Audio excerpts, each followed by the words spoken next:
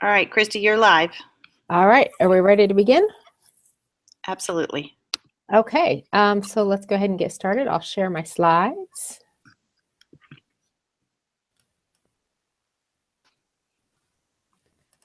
Pull up the screen I want.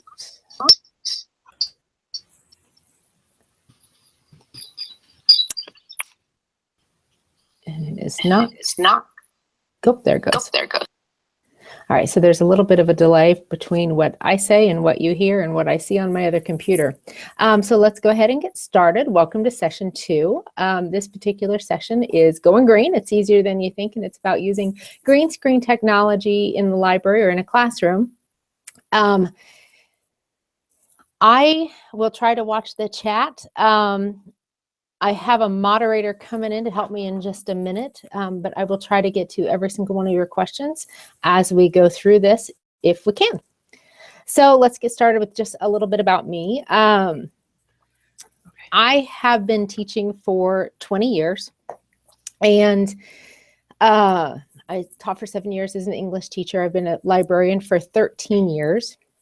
I got my master's degree through a cohort program with Dominican University, and at that time it was the RSA, not the RSA, Alliance Library System, which is now part of Rails. And it was a decision I'm so glad I made because I've truly found my passion.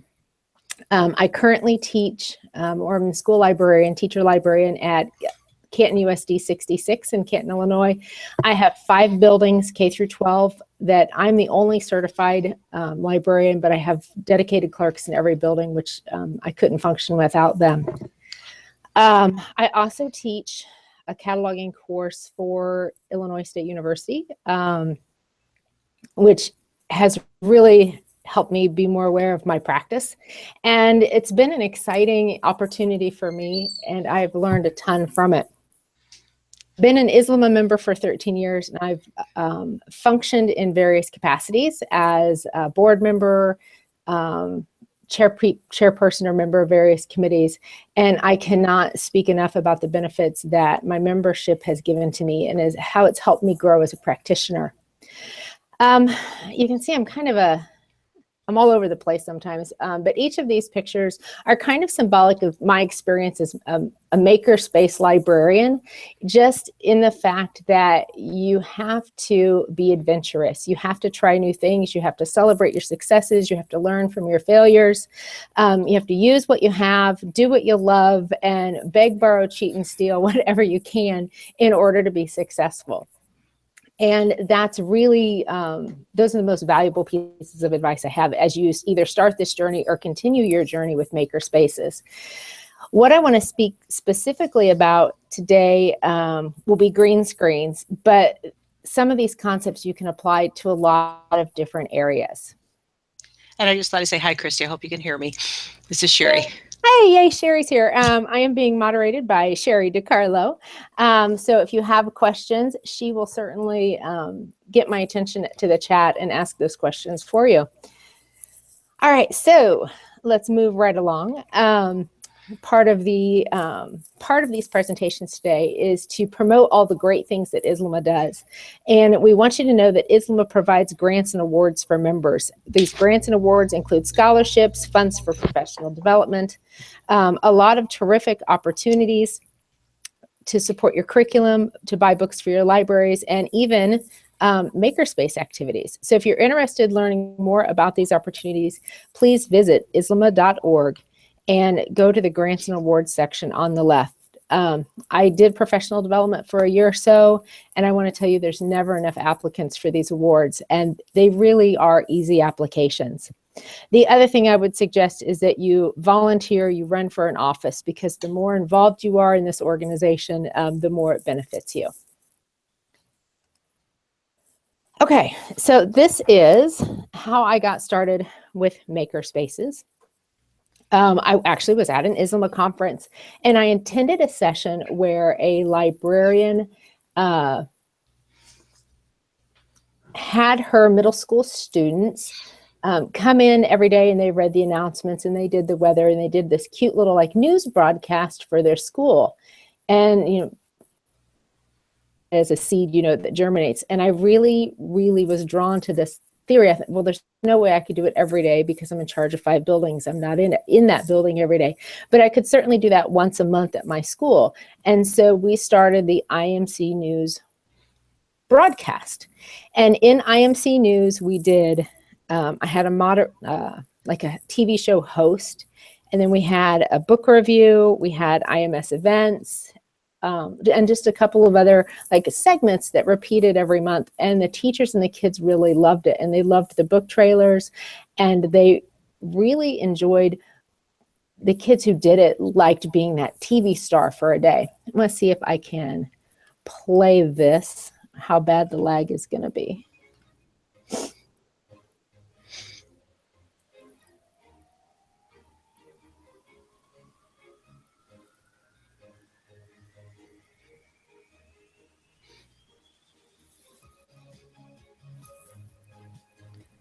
So we created this, let's see if I can turn my volume down here. It's not letting me turn the volume down. Hello, this is the October edition of IMC News. Important events are coming up, including the 15 dismissals for parent-teacher conferences. October 21st through 23rd, no school on the 24th, and 11:30 dismissal on the 31st. Also, daylight savings ends on November 2nd, so be ready to fall back an hour. Okay, so that's just a really brief clip, and I could pull you through a lot of this.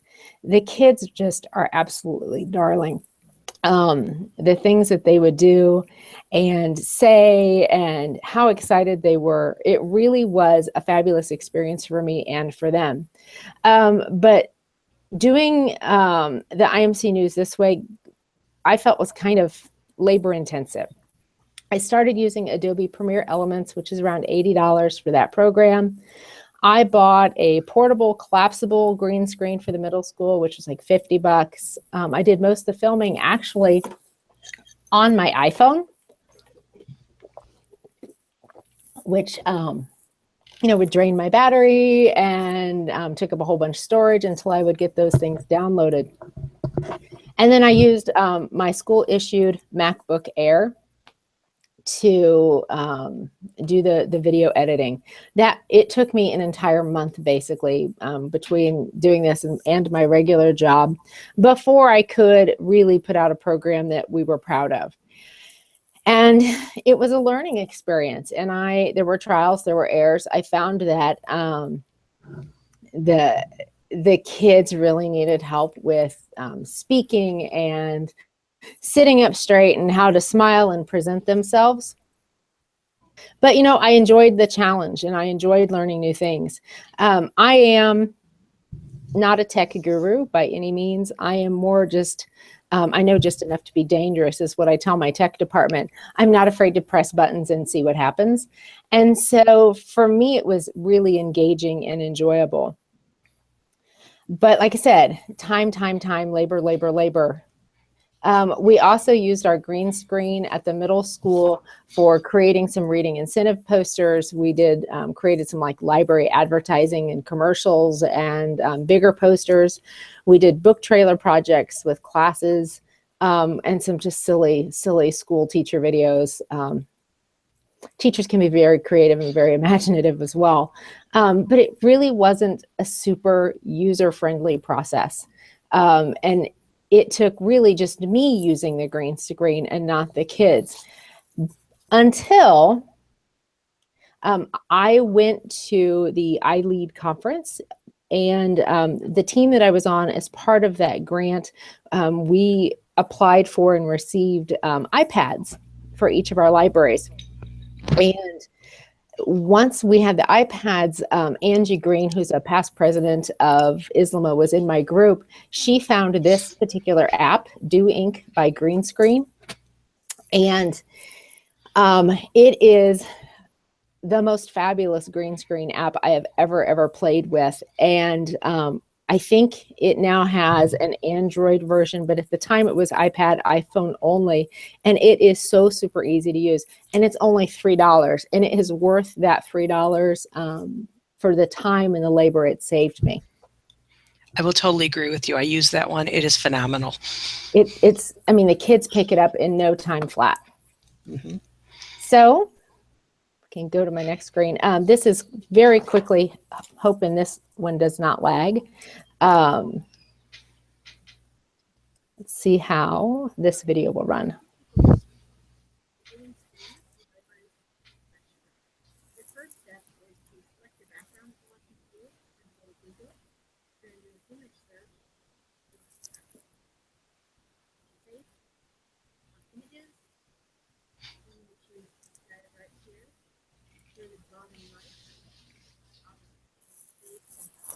Andrea, I don't think it can be used on a Chromebook yet.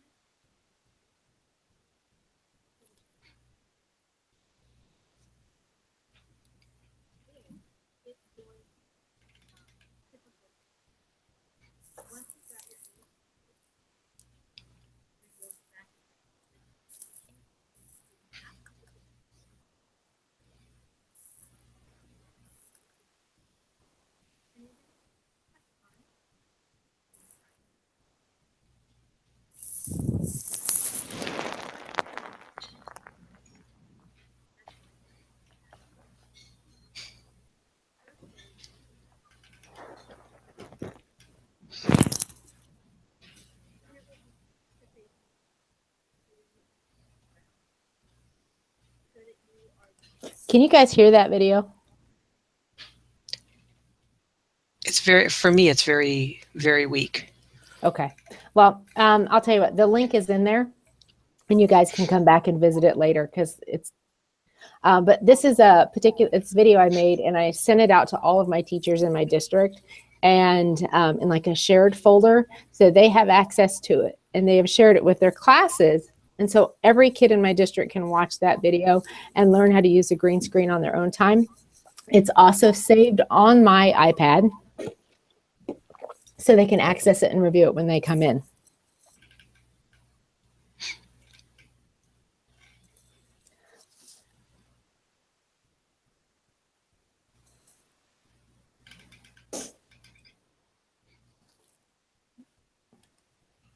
Okay, so most of my green screen stuff had been happening at the middle school.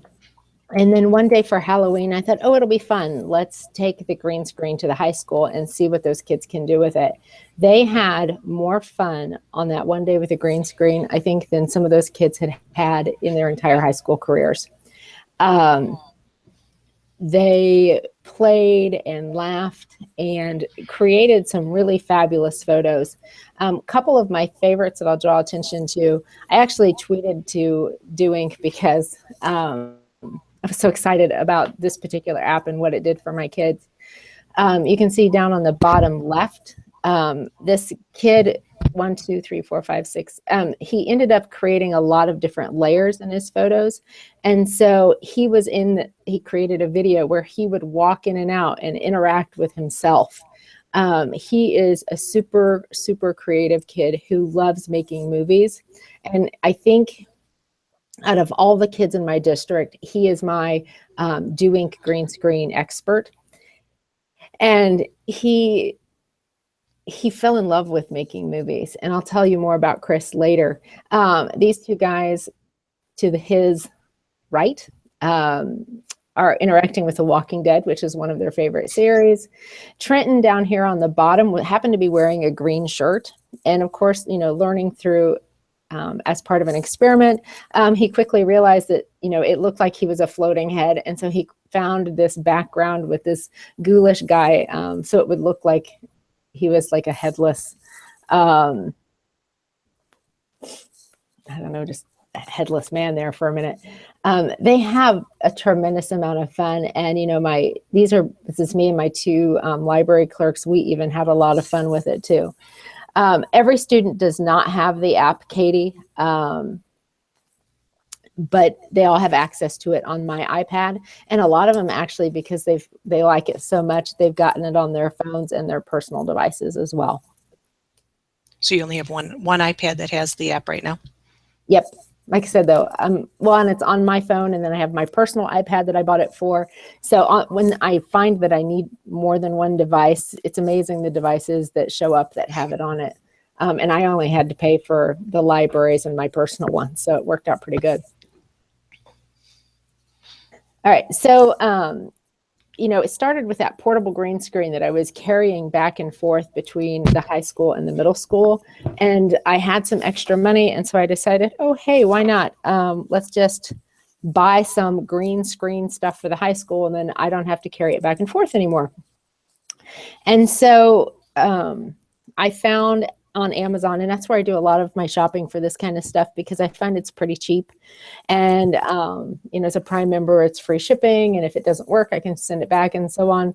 But I'm sure there are other vendors you could use as well. I bought a 10 by 12 green screen sheet to use as a backdrop. It is super light, easy to fold, and hangs very well. It was $30. I happened to be walking through Costco one day and saw a green indoor-outdoor rug, and I thought, I wonder if that would work. And it was cheap, so I bought it and I laid it on the floor, and it works not super, super, super well, but good enough for what we need it for. And I also bought some umbrella lights, just for the simple fact that once in a while the fluorescent lights in the library throw weird shadows, and so we need some fill light to make it look really, really good. And so now, with an iPad I got for free through a grant and less than $100, what I have is what we affectionately call the NPR. In the photo on the left, that's actually the room I'm sitting in right now, is you can see how we've hung the green screen sheet on the wall just using binder clips up at the top of the ceiling. We've put the green rug on the floor. I have a tripod, which we already had.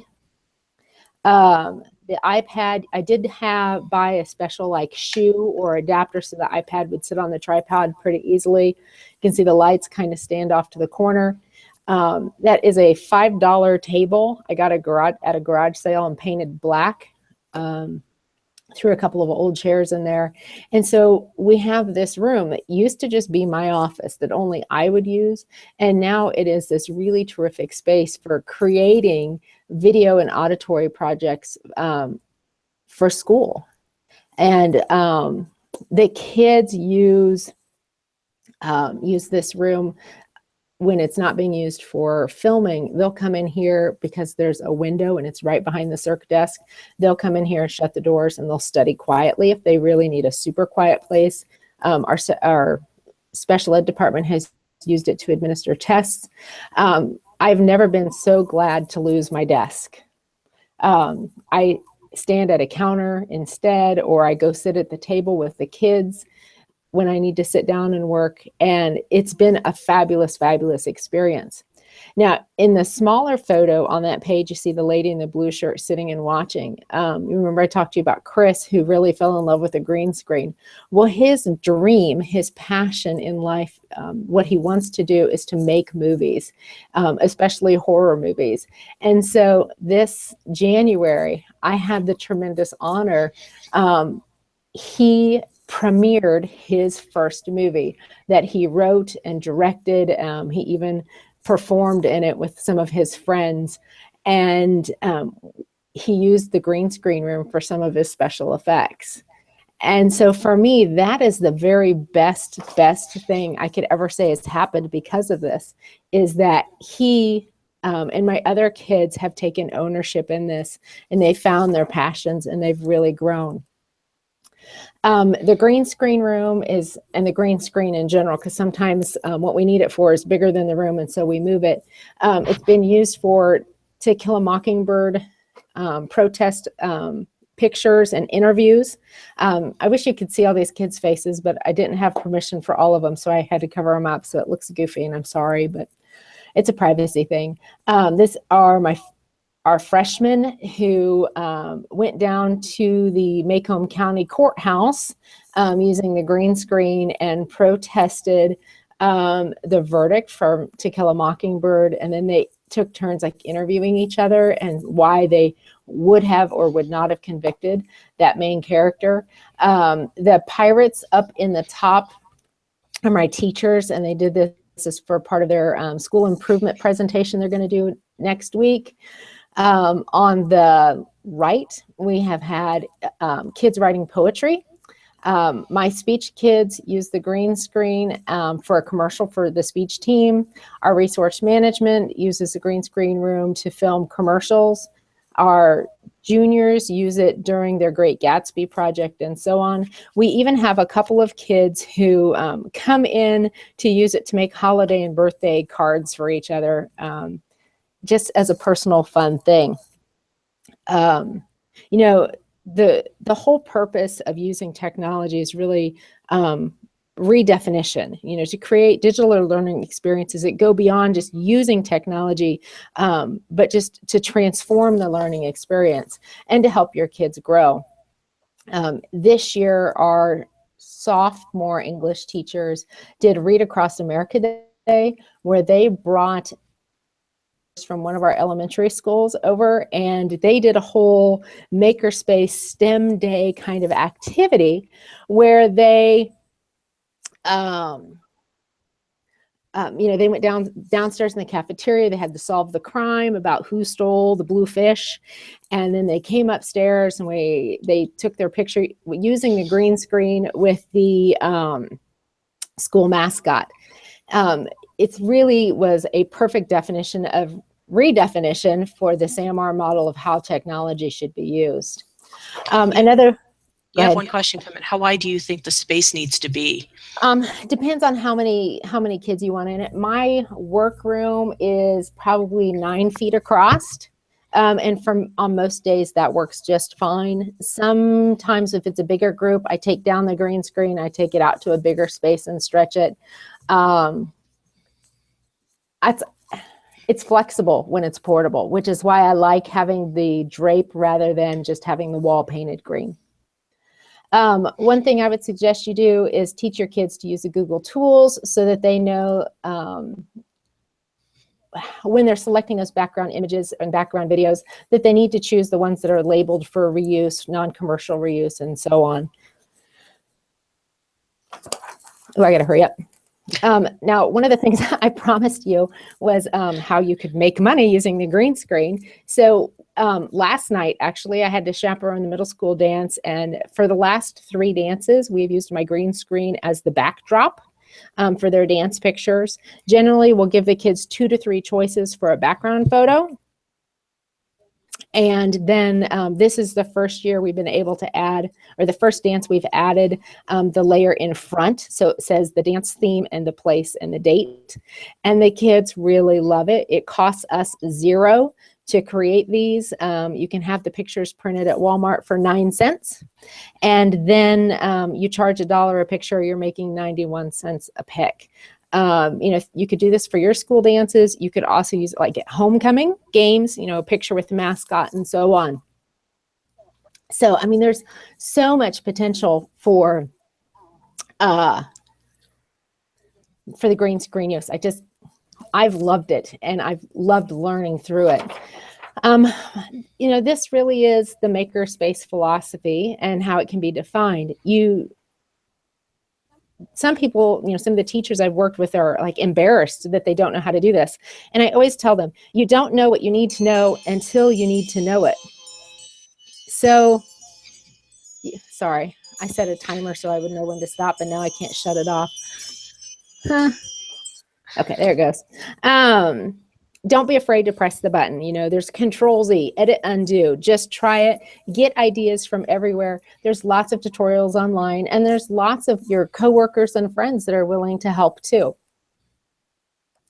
So, since my time is just about over, I do need to wrap up and remind you that this free professional development was brought to you by the Illinois School Library Media Association. If you're interested in seeing what other benefits your membership provides, visit islama.org today.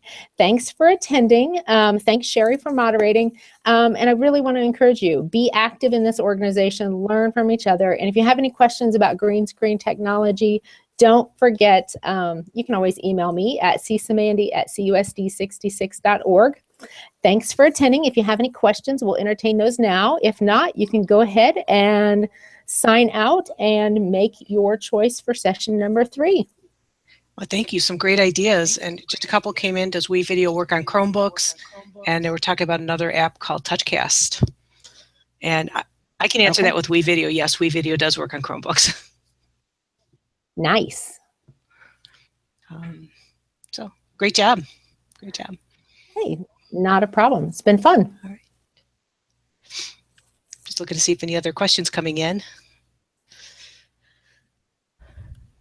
I think they like the homecoming idea. So I think that was an awesome idea. I can't wait to try it myself.